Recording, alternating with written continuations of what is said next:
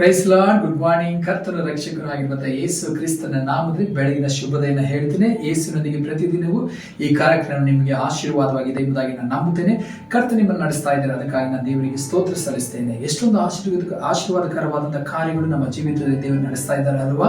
ಯಾಕಂದ್ರೆ ದೇವರ ವಾಕ್ಯ ಹೇಳ್ತದೆ, ಯುಗದ ಸಮಾಪ್ತಿಯವರೆಗೂ ಎಲ್ಲಾ ದಿವಸ ನಾನು ನಿಮ್ಮ ಸಂಗಡ ಇರ್ತೀನಿ ಎಂಬುದಾಗಿ ವಾಗ್ದಾನ ಮಾಡಿದ್ದಾರೆ. ವಾಗ್ದಾನದಲ್ಲಿ ನಂಬಿಗಸ್ತರೇ ನಮ್ಮ ದೇವರು. ಆತನು ಎಂದಿಗೂ ಸುಳ್ಳಾಡುವುದಿಲ್ಲ, ಮೋಸ ಮಾಡುವುದಿಲ್ಲ, ಹೇಳಿದ ಹಾಗೆ ಜೊತೆಲಿ ನಡೆಸುವ ದೇವರಾಗಿದ್ದಾರೆ.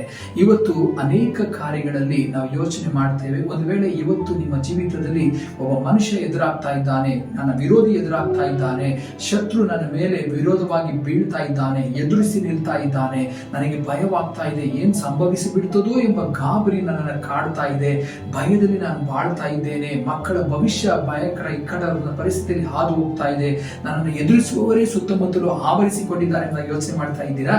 ದೇವರು ಒಂದು ವಾಗ್ದಾನ ಕೊಡ್ತಾ ಇದ್ದಾರೆ. ಈ ವಾಗ್ದಾನ ನಿಮ್ಮನ್ನು ಧೈರ್ಯಪಡಿಸ್ತದೆ, ಬಲಪಡಿಸ್ತದೆ, ನಿಮ್ಮನ್ನು ನಡೆಸ್ತದೆ ಎಂಬುದಾಗಿ ನಾನು ನಂಬುತ್ತೇನೆ. ಆ ವಾಗ್ದಾನ ಈ ರೀತಿಯಾಗಿದೆ. ರೋಮಪುರದವರಿಗೆ ಬರೆದ ಪತ್ರಿಕೆ 8ನೇ ಅಧ್ಯಾಯ 31ನೇ ವಾಕ್ಯ.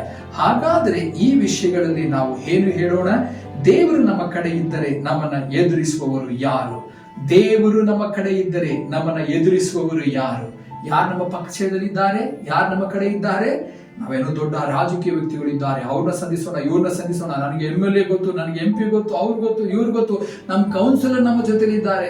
ಅನೇಕರು ಕೊಚ್ಕೊಳ್ತಾರೆ. ಆದ್ರೆ ನಾನು ಹೇಳ್ತೇನೆ, ಕೌನ್ಸಿಲರ್ ಅಲ್ಲ, MLA ಅಲ್ಲ, MP ಅಲ್ಲ, ಯಾರು ಅಲ್ಲ, ಕರ್ತನ್ ನಮ್ಮ ಪಕ್ಷದಲ್ಲಿ ಇರುವುದರಿಂದ ಎಂತ ದೊಡ್ಡ ವ್ಯಕ್ತಿ ಆದ್ರೂ ಕೂಡ, ಎಂತ ಮನುಷ್ಯನಾದ್ರೂ ಕೂಡ ಅವರ ಜೊತೆಲಿ ಅವರಿದ್ದಾರೆ, ಇವರಿದ್ದಾರೆ ಎಂಬುದಾಗಿ ನಾವು ಯೋಚನೆ ಮಾಡ್ತೇವಲ್ಲ, ನಮ್ಮ ಜೊತೆಲಿ ಕರ್ತನಿದ್ದಾರೆ, ನಮ್ಮ ಪರವಾಗಿ ಅವರು ಯುದ್ಧ ಮಾಡುತ್ತಾರೆ.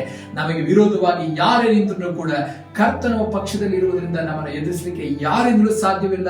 ಈ ವಾಕ್ಯದಿಂದ ಕರ್ತ ನಿಮ್ಮನ್ನು ಆಶೀರ್ವದಿಸಲಿ, ಬಲಪಡಿಸಲಿ, ಧೈರ್ಯವಾಗಿರ್ರಿ, ಯಾರಿಗೂ ಯಾವ ವಿಷಯದಲ್ಲಿ ಭಯಪಡಬೇಡ್ರಿ. ಕರ್ತ ನಮಗೆ ಜಯವನ್ನು ಕೊಟ್ಟು ನಡೆಸ್ತಾರೆ.